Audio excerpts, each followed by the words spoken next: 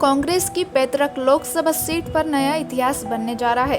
Rahul Gandhi Raebareli Lok Sabha seat से नामांकन कर चुके हैं, तो गांधी परिवार की तीसरी पीढ़ी का रायबरेली से राजनीतिक सफर शुरू होगा।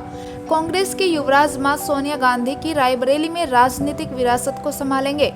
रायबरेली लोकसभा सीट के इतिहास की बात करें तो सबसे पहले 1952 में फिरोज गांधी ने चुनाव लड़ा और रायबरेली सीट से चुनाव भी जीते। उसके बाद 1958 में भी उन्होंने चुनाव जीता। उनके निधन के बाद 1967 के चुनाव में इंदिरा गांधी ने यहां से राजनीति पारी की शुरुआत की। ऐसे में ये सीट गांधी परिवार की विरासत बन गई। दरअसल 2004 में इंदिरा गांधी की बहू सोनिया गांधी ने चुनाव लड़ा और 5 बार सांसद चुनी गई। अब सोनिया गांधी के बेटे राहुल गांधी गांधी परिवार की विरासत को संभालने जा रहे हैं। लेकिन अब बात करते हैं रायबरेली लोकसभा सीट से। सोनिया गांधी ने अपने किए गए वादे के अनुसार राहुल गांधी को रायबरेली से उम्मीदवार बनाया है। हालांकि यहां से प्रियंका गांधी का नाम चल रहा था, लेकिन इन मौके पर राहुल गांधी के चुनाव लड़ने का ऐलान कर दिया गया। अब मां के बाद बेटे राहुल के सामने भाजपा प्रत्याशी दिनेश प्रताप होंगे। हाई प्रोफाइल रायबरेली संसदीय सीट पर भाजपा प्रत्याशी दिनेश प्रताप सिंह लगातार दूसरी बार गांधी परिवार के सामने होंगे।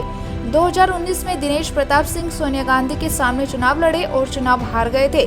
2018 में दिनेश प्रताप सिंह कांग्रेस छोड़कर भाजपा में शामिल हो गए थे। आइए अब बात करते हैं रायबरेली और अमेठी सीट कांग्रेस के लिए क्यों रही है खास। सबसे पहले फिरोज गांधी स्वतंत्रता आंदोलन से जुड़े रहे। 12 सितंबर 1912 को जन्मे फिरोज गांधी की देश की आज़ादी के 5 साल पहले 1942 में शादी कर ली थी। आज़ादी के बाद 40 साल की उम्र में पहले आम चुनाव में वो कांग्रेस के टिकट पर प्रतापगढ़ रायबरेली सीट से सांसद निर्वाचित हुए थे। वो 1957 के दूसरे आम चुनाव में रायबरेली सीट से कांग्रेस के टिकट पर संसद पहुंचे। दूसरी, इंदिरा गांधी। पूर्व प्रधानमंत्री इंदिरा गांधी का जन्म 19 नवंबर 1917 को हुआ था। इंदिरा ने आजादी के 8 साल बाद 1955 में कांग्रेस कार्य समिति और केंद्रीय चुनाव समिति के सदस्य के रूप में एक्टिव पॉलिटिक्स में कदम रखा था। 1956 में इंदिरा गांधी युवा कांग्रेस और कांग्रेस की महिला विंग की अध्यक्ष बनी। 1958 में इंदिरा गांधी को कांग्रेस के केंद्रीय संसदीय बोर्ड का सदस्य बनाया गया और 1959 में वो कांग्रेस की राष्ट्रीय अध्यक्ष बनी।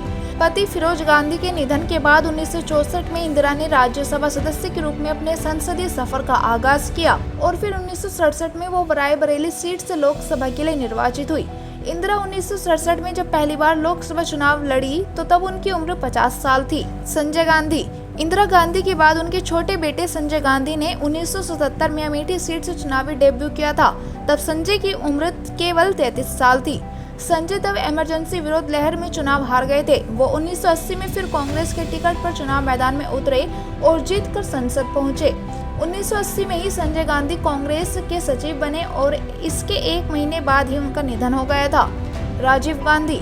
संजय गांधी के निधन से रिक्त हुई अमेठी सीट से उपचुनाव में कांग्रेस ने राजीव गांधी को उम्मीदवार बनाया। राजीव उपचुनाव के बाद 1984 और 1989 में भी अमेठी सीट के सांसद चुने गए। राजीव गांधी ने 36 साल की उम्र में अपना पहला लोकसभा चुनाव लड़ा था। वो इंदिरा गांधी की हत्या के बाद देश के प्रधानमंत्री बने थे। तो ये थी रायबरेली सीट से लोकसभा चुनाव लड़ने की गांधी परिवार की कहानी। आपको ये वीडियो कैसी लगी कमेंट करके जरूर बताइएगा और अगर वीडियो अच्छी लगे तो लाइक कमेंट शेयर जरूर कीजिएगा।